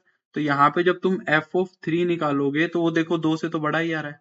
उस केस में बड़ा आएगा, उस केस में बड़ा आएगा। अब समझ में आ गए? दोनों सवाल समझ में आ गए होंगे। जो डाउट था वो मैं समझ गया आदर्श का, और वो डाउट जेन्युइन भी है। अगर x is approaching to minus infinity वाला वर्ड यूज कर रहा है तो फिर ग्राफ ये समझना है। और x is greater than minus infinity, उसका मतलब ये है कि फंक्शन में वो ये कहना चाह रहा है कि बस एक्स की वैल्यू माइनस इन्फिनिटी से आगे लेनी है। समझ रहे हो? दोनों केसेस समझ में आ गए होंगे अच्छे से। मेरा काम था दोनों चीजें समझाना। अब सही है गलत है वो तुम देख लो, ये किताब वाले बहुत गलतियां करते हैं। ठीक है? इन किताबों में गलती बहुत रहती है, सवाल का कुछ बना देते हैं। अगर ये नीचे वाला सवाल है तो ग्रेटर देन आएगा, और अगर ऊपर वाला सवाल है तो लेस देन इक्वल टू आएगा। ठीक है? क्लियर? चलो अब आगे चलते हैं। देखो अब इस सवाल के अंदर भी एरर है। ये बुक में भी ऐसा ही टाइप कर रखा है और इसमें भी ऐसा ही टाइप कर रखा है। इन क्वेश्चंस के अंदर एरर है, इनको छोड़ देना। ठीक है? अगला देखो, ये भी एरर है, इसमें भी एरर ही दिख रहा है। ये बुक में भी ऐसा ही टाइप कर रखा है नालायकों ने। इनको छोड़ देना भाई, और क्या करें। ये वाला क्वेश्चन देखो, the normal to a given curve is parallel to x axis. कह रहा है एक नॉर्मल जो है वो एक्स एक्सिस के पैरेलल होगा। नॉर्मल एक्स एक्सिस के पैरेलल कब होगा? जब टेंजेंट एक्स एक्सिस के परपेंडिकुलर होगा। देखो जब टेंजेंट ऐसे जाएगा, जब टेंजेंट तुम्हारा ऐसे जाएगा, मान लो ये टेंजेंट जा रहा है ये, तभी तो नॉर्मल तुम्हारा एक्स एक्सिस के पैरेलल जाएगा। ये नॉर्मल गया, ये नॉर्मल गया, तभी तो तुम्हारा टेंजेंट जो है वो 90 डिग्री बनाएगा और ये बनेगा। तो उस केस में जो तुम्हारा dy over dx tan x है, वो बनेगा tan theta, slope of tangent, जो कि आएगा 1/0। तो उस केस में dx ओवर dy क्या बन जाएगा तुम्हारा? 0/1। ये मैंने कल बताया भी था। तो ये इज इक्वल टू आएगा इसके अंदर dx ओवर dy क्या आ जाएगा इज इक्वल टू 0। ठीक है, ये पता नहीं क्या ही लिख रखा है, ये बुक में भी ऐसे ही, तो टाइपिस्ट ने भी ऐसे ही टेक दिया, बीच में इज इक्वल टू है भाई। ठीक है, अगला, pole of a function is a point where the function becomes unbounded. Pole क्या होता है, जहां पे फंक्शन हमारा डिफाइन नहीं होता, जैसे कि ये वैसे तो कॉम्प्लेक्स एनालिसिस की बात है, जैसे कि एक फंक्शन ऐसे डिफाइन कर दिया z-2, तो 2 के ऊपर जब z की वैल्यू 2 लोगे तो ये फंक्शन इन्फिनिटी की तरफ भागेगा। तो 2 को हम कहेंगे कि ये पोल है। ठीक है, तो पोल के ऊपर फंक्शन तुम्हारा अनबाउंडेड होता है, इस बात को ध्यान रखना।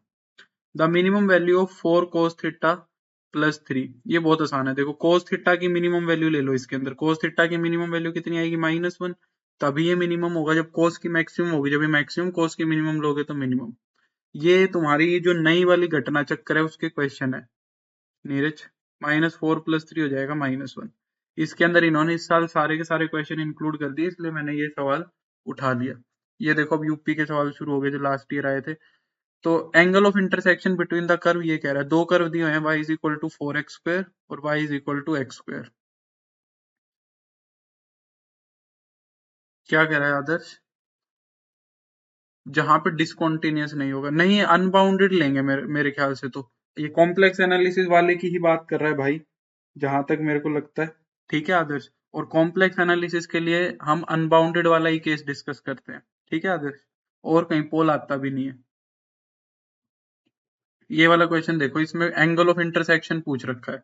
मैंने बताया था एंगल ऑफ इंटरसेक्शन के लिए हम जो इंटरसेक्टिंग पॉइंट होता है उसके ऊपर टेंजेंट्स के बीच में एंगल लेते हैं, कल बताया था। तो सबसे पहले तो इन दोनों को सोल्व करके पॉइंट निकाल लो, क्या बनेगा। इन दोनों को सोल्व करके पॉइंट निकालो। देखो दोनों y की वैल्यू है, तो दोनों को इक्वेट कर दो, 4x² को x² के बराबर रख देंगे।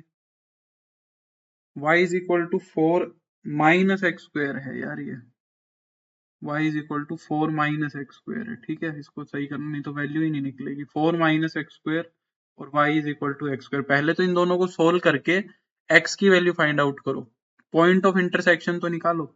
जब दोनों को सोल्व करेंगे तो 4 - x² को x² के बराबर रख देंगे, तो यहाँ से 2x² की वैल्यू 4 आ जाएगी, यहाँ से x² की वैल्यू 2 आ जाएगी, और x की वैल्यू आ जाएगी ±√2।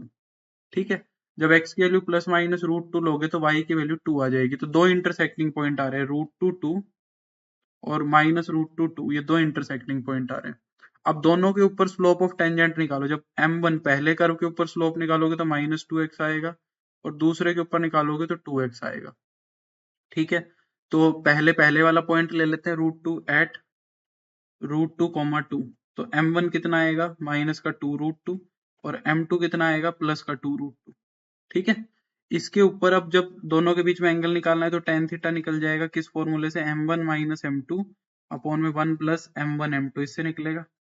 तो m1 कितना हो जाएगा, -2√2, और m2 हो जाएगा 2√2, और अपॉन में 1 + m1 m2। जब दोनों की गुना कराओगे तो दोनों की, एक की प्लस है एक माइनस है, तो ये हो जाएगा तुम्हारा -4 दूनी 8, ये हो जाएगा भाई। तो ऊपर तो हो गया -4√2 और नीचे हो जाएगा -7।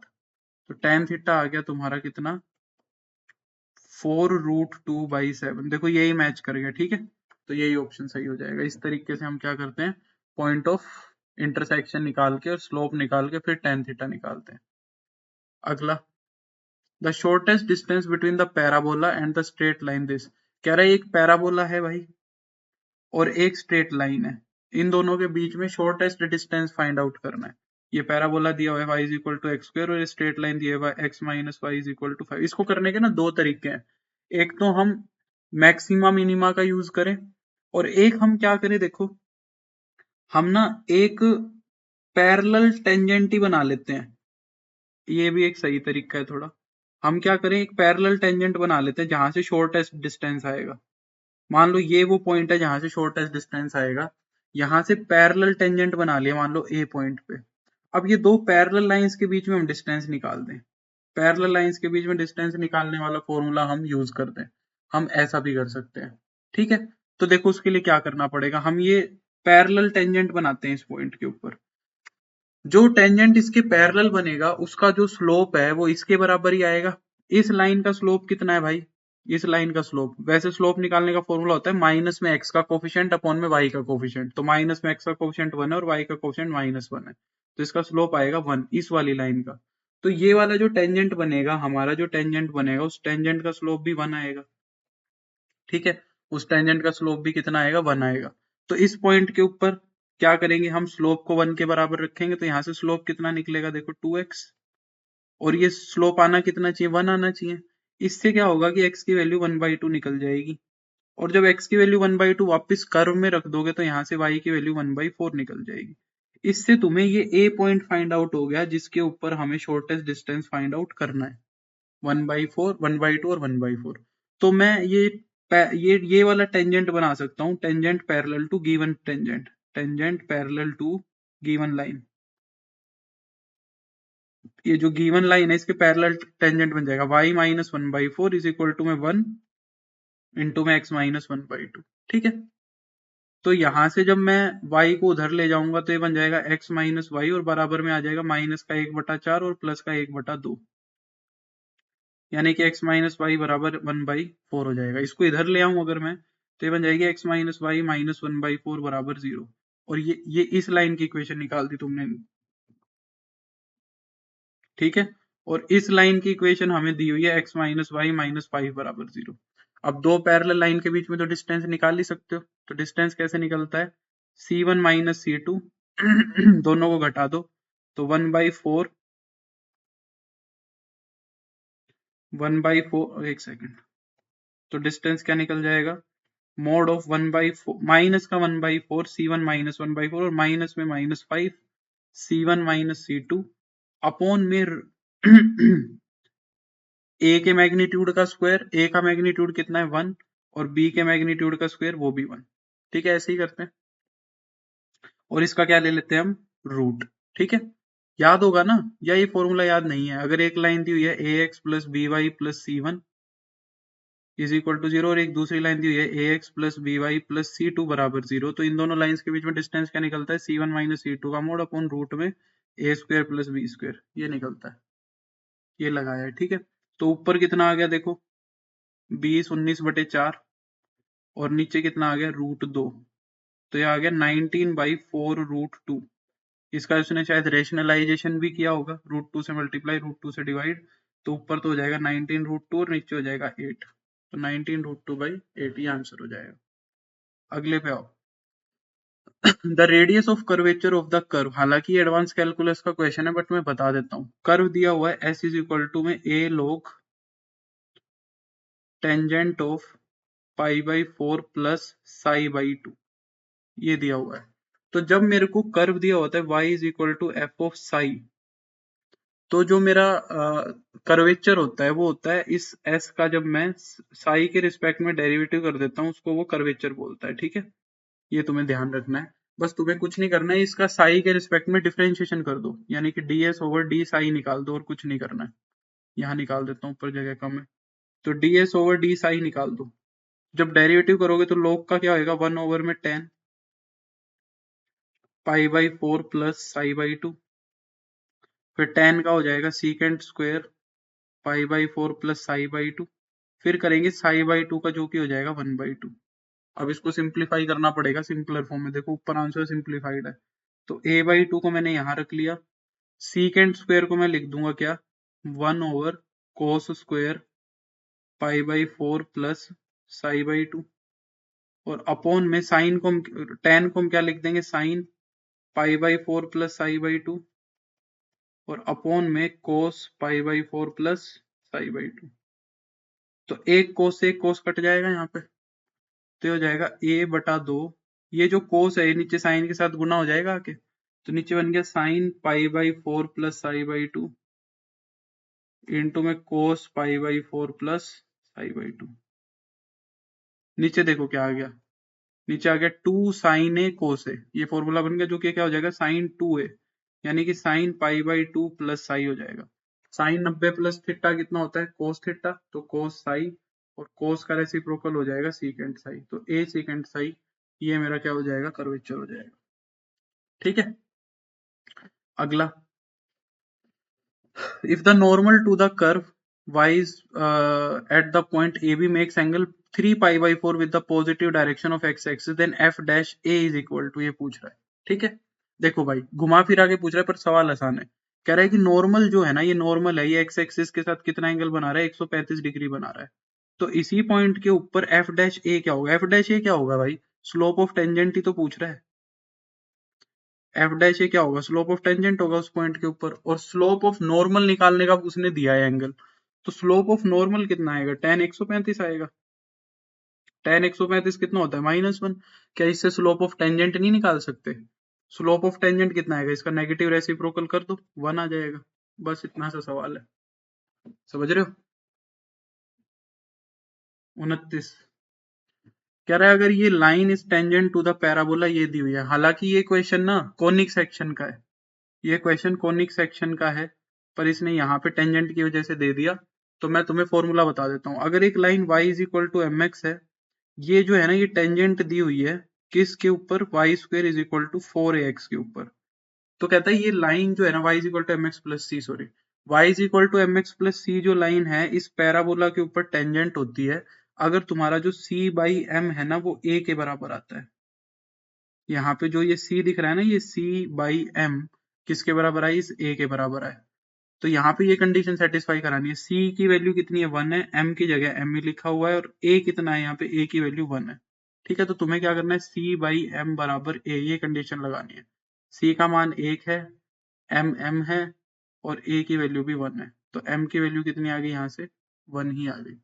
बस इतना सा काम करना था, ये कंडीशन पता होनी चाहिए कॉनिक सेक्शन में से। ठीक है क्लियर। अगला, इसको वैसे भी कर सकते हैं वैसे, पर बहुत लंबा पड़ जाएगा। एप्लीकेशन ऑफ डेरिवेटिव का यूज करके भी कर सकते हो, पर ये लेंथी बहुत पड़ जाएगा, उससे कोई फायदा नहीं होगा। अगला, अगला देखो 30th क्वेश्चन। कह रहा है इसके असमटोट्स क्या होंगे, किसके, इसके असमटोट्स पूछ रहा है। तो असमटोट्स क्या होते हैं, असमटोट्स मैंने तुम्हें पढ़ाया ही नहीं, बट मैं तुम्हें बता देता हूँ। असमटोट्स मैंने तुम्हें बताया ही नहीं है, बट मैं तुम्हें वैसे बता देता हूँ। देखो असमटोट्स ना वो स्ट्रेट लाइंस होती हैं, पहली बात, जो हमारे कर्व को, विच मीट्स द कर्व, जो हमारे कर्व को कहाँ पे मीट करती है, meets the curve at infinity और माइनस इन्फिनिटी। जो हमारे कर्व को प्लस इन्फिनिटी या माइनस इन्फिनिटी पे जाके मीट करती है ना, उन लाइंस को हम बोलते हैं, वो हमारी क्या होती है, असमटोट्स होती है। जैसे मान लो मैंने एक कर्व बना दिया, ये रेक्टेंगुलर हाइपरबोला है। अगर मैं इसको देखूं तो ऐसी दो स्ट्रेट लाइन देखो जो इसको प्लस इन्फिनिटी और माइनस इन्फिनिटी पे जाके मीट कर रही है। ये देखो, बताओ।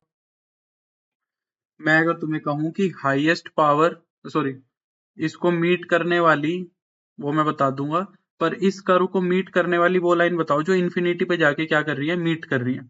तो इन्फिनिटी पे जाके एक तो एक्स एक्सिस मीट कर रही है तुम्हें यहाँ पे, एक तो क्या कर रही है एक्स एक्सिस, और एक वाई एक्सिस, ये वाई एक्सिस। तो इस कर्व के एक्स एक्सिस और वाई एक्सिस क्या है, तुम्हारे असमटोट्स हैं। अब असमटोट्स निकालने का फॉर्मूला क्या होता है, जो हाईएस्ट पावर ऑफ एक्स है और हाईएस्ट पावर ऑफ वाई है ना, उनके कोफिशिएंट निकालो और उनको 0 के बराबर रख दो बस। तो ये क्या दिया हुआ है, x square y square is equal to में ए स्क्वायर एक्स स्क्वायर और ए स्क्वायर वाई स्क्वायर। तो हाईएस्ट पावर ऑफ एक्स कितनी दी हुई है, एक्स स्क्वायर है, तो इसका कोफिशिएंट निकालो। एक्स स्क्वायर का कोफिशिएंट कितना आएगा, y square minus a square, यही आएगा, is equal to a square y square. तो ये जो कोफिशिएंट है ना, इसको 0 के बराबर रख दो। Y square minus a square को 0 के बराबर रखोगे तो वाई की वैल्यू कितनी आ जाएगी, प्लस माइनस ए। दो तो ये आ गए। सेम एक्स के लिए कर दो। अगर फिर उसके लिए क्या करेंगे, y की जो हाईएस्ट पावर्स हैं, तो वाई स्क्वायर और यहाँ पे क्या है, x square minus a square बराबर में ए स्क्वायर एक्स स्क्वायर। तो x square minus a square को 0 के बराबर रख देंगे, तो यहाँ से भी x is equal to plus minus A आ जाएगा। ये 4 स्ट्रेट लाइन बनेगी जो इसके ऊपर क्या बनेगी, असमटोट बनेगी। नेक्स्ट, क्लियर हो गया।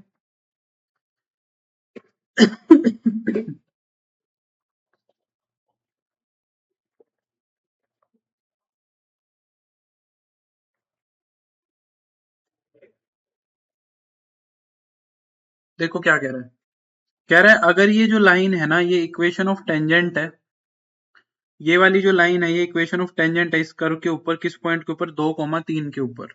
तो ए और बी की वैल्यू बताओ। यानी कि स्लोप ऑफ टेंजेंट दिया हुआ है तुम्हें, ये जो इक्वेशन दी हुई है इससे स्लोप ऑफ टेंजेंट कितना आ जाएगा, 4 आ जाएगा, है ना। dy ओवर dx कर लो या माइनस में y x का कोशेंट अपॉन y करोगे तो 4 आ जाएगा।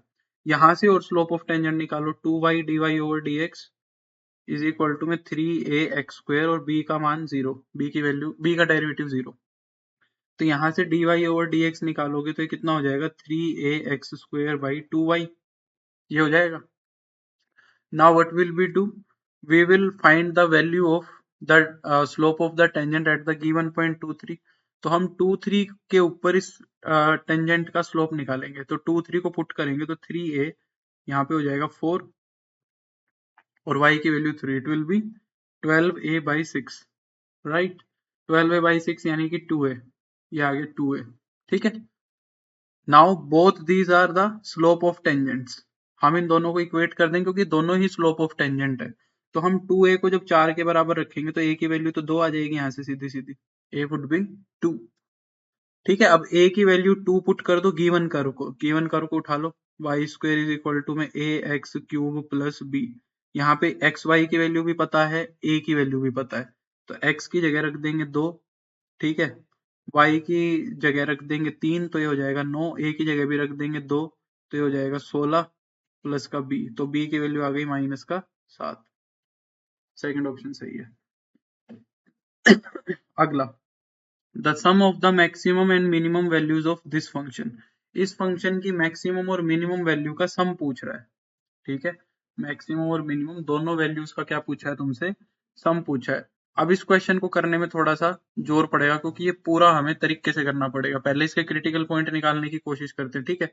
तो जब मैं इसका डेरिवेटिव करूंगा एफ डैश थीटा, तो एफ डैश थीटा कितना आएगा, या मैं इसको किसी और तरीके से भी कर सकता हूँ। इसको अगर मैं लिख दूं को 1 माइनस को स्क्वायर थीटा, तो ये मेरा बन जाएगा कोस की पावर 4 माइनस को स्क्वायर थीटा प्लस 1, तो क्या उसके फैक्टर बन पाएंगे, x square plus x minus 1, शायद उसके फैक्टर नहीं बन पाएंगे। चलो वैसे ही करना पड़ेगा, इसका डेरिवेटिव करो जरा, 4 2 sign theta cos theta plus में माइनस में 4 कोस क्यूब थीटा और कोस थीटा का हो जाएगा साइन थीटा, यही होएगा ना इसका डेरिवेटिव। जब इसको 0 के बराबर रखोगे तो देखो इसके अंदर से sine theta cos theta common आ रहा है, अंदर क्या रह जाएगा, यहाँ पे रह जाएगा 2 माइनस का 4 कोस स्क्वायर थीटा बराबर 0, ये हो जाएगा 4 कोस स्क्वायर थीटा बराबर 0। तो यहाँ से आ गया साइन थीटा कोस थीटा, यहाँ से एक काम करो, साइन थीटा कोस थीटा को भी कंबाइंड कर लो। साइन थीटा कोस थीटा को एक 2 यहाँ से लेंगे तो ये साइन 2 थीटा बन जाएगा तुम्हारा, और यहाँ से आ रहा है तुम्हारा 2 माइनस 4 कोस स्क्वायर थीटा बराबर 0। तो यहाँ से जब क्रिटिकल पॉइंट्स निकालेंगे, एक तो साइन 2 थीटा को 0 के बराबर रखोगे, एक 2 माइनस 4 कोस स्क्वायर थीटा को 0 के बराबर रखेंगे, यानी कि जो कोस स्क्वायर थीटा होगा उसको तुम बराबर रखोगे 1/2 के, और कोस थीटा जो आएगा वो तुम्हारा आएगा 1/√2 और माइनस 1/√2। अब 0 से 360 के बीच के एंगल्स लेने की कोशिश करो, वहां से तुम्हें आइडिया लग जाएगा मैक्सिमम मिनिमम का। ये 0 कहाँ कहाँ होगा, एक तो 0 पे होगा भाई, एक 180 पे होगा, बस 0 और 180, 0 से 180 की बात कर लो, वहां से भी आइडिया लग ही जाएगा, ठीक है। फिर cos 1/√2 कहाँ होगा, 45 पे, माइनस 1/√2 होगा 135 पे, यही बने। अब इन सारों को बारी बारी उठाओ और फंक्शन के अंदर रख के देखो, जो सबसे बड़ी और सबसे छोटी वैल्यू है वो तुम्हें पता लग जाएगी। जब 0 को रखेंगे तो यहाँ पे 4 साइन 0 0 cos 0 1, तो ये तो आ गई 4, पहले 0 पे वैल्यू है इतनी। फिर 180 रखो, 180 पे रखोगे तो 180 पे तो साइन 0 0 होगा, और 90 भी तो 0 होगा सर। अच्छा ये मैंने गड़बड़ कर दिया भाई, ये मैंने एंगल सिंपल साइन के ले लिया, सही कह रहा है आदर्श, ये एंगल देखो भाई मैंने गड़बड़ कर दिया यहाँ पे। ये एंगल देखो, यहाँ से 2 थीटा जो है ना वो 0 180 और 360 होना चाहिए, 2 थीटा होना चाहिए, साइन 2 थीटा है यहाँ पे एंगल देखो। तो यहाँ से थीटा कितना आएगा, 0 90 और 180, ये लेने पड़ेंगे, 3 एंगल लो यहाँ से। तो पहले 90 डिग्री को भी यूज करो, तो 90 डिग्री लेंगे तो जो तुम्हारा क्या बोलते हैं, साइन 90 तो 1 होगा, कोस 90 0, तो यहाँ पे भी 4 ही आ रही है। 180 डिग्री पे रखो, 180 डिग्री पे रखोगे तो साइन 180 0, कोस 180 -1, -1 की पावर 4 करोगे तो 1, यहाँ पे भी 4 ही आ रही है। अब 45 डिग्री रखो जरा, 45 डिग्री रखोगे तो 4, साइन 45 1/√2 और उसका स्क्वायर करेंगे तो 1/2, कोस 45 भी 1/√2 और उसकी पावर 4 करोगे तो 1/4 हो जाएगी। इसको जोड़ो जरा भाई, 4 एलसीएम आएगा 2 जमा 1, तो यहाँ पे वैल्यू आ गई 3। और फिर 135 डिग्री रख के देखो, 135 डिग्री पे साइन तो 1/√2 देता है तो ये 1/2 हो जाएगा और ये भी 1/4 ही आएगा, तो यहाँ से भी 3 आ रही है। तो मैक्सिमम 4 है और मिनिमम 3 है, तो 7 आनी चाहिए। आंसर मैच कर लो एक बार जरा, ऐसे क्वेश्चन में कुछ छूटने का डर रहता है, 7 ही आ रही है। ठीक है, अगला समझ गए? अगले पे आओ भाई। द फंक्शन साइन की पावर पी थीटा कोस की पावर क्यू थीटा अटेन्स इस मैक्सिमम वैल्यू व्हेन। एक काम कर सकते हैं इसके अंदर, इसको जनरल करने की बजाय ना पी और क्यू की वैल्यू ले लो, 1 1 मत लेना बस। पी की वैल्यू सपोज तुमने 1 ले ली, क्यू की वैल्यू 2 ले ली, फिर ऑप्शन को मैच कर लेंगे। पी की वैल्यू 1 ले लो, क्यू की वैल्यू 2 ले लो, थोड़ा इजी पड़ जाएगा। तो एफ ऑफ थीटा तुम्हारा बन जाएगा साइन थीटा कोस स्क्वायर थीटा, ये ले लो। तो एफ डैश थीटा क्या बनेगा देखो, sine theta as it is, इसका डेरिवेटिव हो जाएगा माइनस का 2 cos theta sine theta, plus में cos square theta as it is, sine theta का फिर से कोस थीटा हो जाएगा। ठीक है, इसको ये फंक्शन तुम्हारा क्या बन गया, माइनस का 2 sine square theta cos theta और प्लस का कोस क्यूब थीटा बराबर 0, इसको 0 के बराबर होगा। इसमें से पूरे में से क्या कॉमन आ रहा है, कोस थीटा कॉमन आ रहा है बस। अंदर क्या बचा, माइनस का 2 साइन स्क्वायर थीटा और यहां से कोस स्क्वायर थीटा बराबर 0। ये तो थोड़ी सी गड़बड़ आ रही है भाई, चलो गड़बड़ नहीं आ रही, बन जाएगी बात। कोस थीटा की वैल्यू एक तो 0 आ रही है, गड़बड़ नहीं आ रही, बात बन जाएगी। 2 साइन स्क्वायर थीटा की वैल्यू यहाँ से दूसरे वाले पार्ट से क्या आ जाएगी, कोस स्क्वायर थीटा, यानी कि tan स्क्वायर थीटा की वैल्यू कितनी आ गई, 1/2 आ गई, कोस स्क्वायर से डिवाइड करा दिया, यानी कि tan थीटा तुम्हारा कितना आ गया भाई, 1/√2। नेगेटिव साइन इसने कहीं नहीं लिया, हम भी नहीं लेंगे, तो यानी कि थीटा कितना हो जाएगा तुम्हारा tan इनवर्स 1/√2। अब ऑप्शन से मैच कराओ जरा, क्या पहले वाले में p की वैल्यू कितनी ले रही है, p की वैल्यू 1, q की वैल्यू 2, यही मैच कर गया। दूसरे वाले में q ऊपर है और तो कोई मैच करेगा नहीं, बढ़िया तरीका है ना, तो ए ऑप्शन ही मैच कर गया हमारा। ठीक है, इसको हम ये लिख सकते हैं ना, tan inverse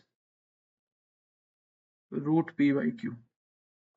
next, when we expand sin pi/4 plus theta in powers of theta, the coefficient of theta cube by 3 factorial, ये पूछ रहा है। कह रहा है जब इसका हम एक्सपेंशन करेंगे तो उसके अंदर इसका फैक्टर आएगा कितना। मैंने तुम्हें साइन थीटा का एक्सपेंशन बताया था। साइन थीटा का एक्सपेंशन क्या होता है, पहले वाले के नीचे 1 फैक्टोरियल जो भी दिया हुआ है, फिर उसके बाद pi/4 प्लस थीटा का होल क्यूब और अपॉन में 3 फैक्टोरियल, यही लिखोगे। फिर उसके बाद कितनी आएगी, माइनस में प्लस में pi/4 प्लस थीटा की पावर 5 ओवर 5 फैक्टोरियल, ये एक्सपेंशन बनेगा इसका। ठीक है, तो अब इसमें coefficient of theta cube by इसका फैक्टोरियल का देखो, a cube plus b cube, इसके अंदर तो कुछ गड़बड़ है, ऐसे करने का फायदा हो नहीं रहा है इसके अंदर, ऐसे करने का फायदा हो नहीं रहा है, उसके अंदर से बात बनी नहीं। ऐसे करूंगा तो इसके अंदर थीटा उधर से भी बनेगी ना पावर, यहाँ से भी बनेगी, फिर उसको कलेक्ट करने में दिक्कत होगी। जैसे इसने किया है किताब वाले ने, वैसे करके देखो, ये आसान पड़ेगा। वो कह रहा है पहले इसके अंदर फॉर्मूला लगा लो, साइन ए कोस बी प्लस कोस ए साइन बी, ये फॉर्मूला लगा लो। तो यहाँ से 1/√2 और कोस थीटा हो जाएगा, यहाँ से 1/√2 साइन थीटा हो जाएगा। देखो अब इसकी पावर्स तो आएंगी, एक्स की थीटा की पावर 0, थीटा की पावर 2, थीटा की पावर 4, इसके अंदर तो थीटा क्यूब बनेगा नहीं, इसके अंदर बनेगा। इसका एक्सपेंशन लिखोगे तो theta by 1 factorial minus theta cube by 3 factorial, ऐसे बनाओगे 1/√2 सॉरी, और प्लस थीटा की पावर 5/5 फैक्टोरियल, ऐसे बनाओगे। अब इसके अंदर कोफिशिएंट देखो थीटा का कितना बनेगा, -1/√2 बन रहा है ना थीटा क्यूब बाई 3 फैक्टोरियल का, तो -1/√2 ए ऑप्शन हो जाएगा। ठीक है, तो बस आज के लिए इतना ही कर लेते हैं। इसके अंदर 16 सवाल और बचते हैं, वो आगे तुम्हारी प्रैक्टिस के लिए शीट के अंदर बढ़िया बढ़िया सवाल है, 16 सवाल तुम अपनी प्रैक्टिस कर लेना, शीट अपलोड मैं कर दूंगा और ये वाला भी कर दूंगा। इसके अंदर से तुम्हें अगर कोई सॉल्यूशन देखना है तो ये देख लेना, बाकी के क्वेश्चन तुम ट्राई करो आज। कल मैं इसके डाउट्स ले लूंगा, अगर डाउट हुए तो ठीक है, नहीं तो कल मैं इंटीग्रेशन शुरू करूंगा, ठीक है। अगर डाउट हुए तो ठीक है, नहीं तो फिर हम इंटीग्रेशन को शुरू करेंगे कल, थ्योरेटिकल पार्ट को। तो चलो भाई, bye, take care, see you. मेरे को उम्मीद है क्लास हेल्पफुल लगी होगी, कुछ एक दो नई चीजें सीखने को मिली होगी। अब मिलते हैं कल, बाय।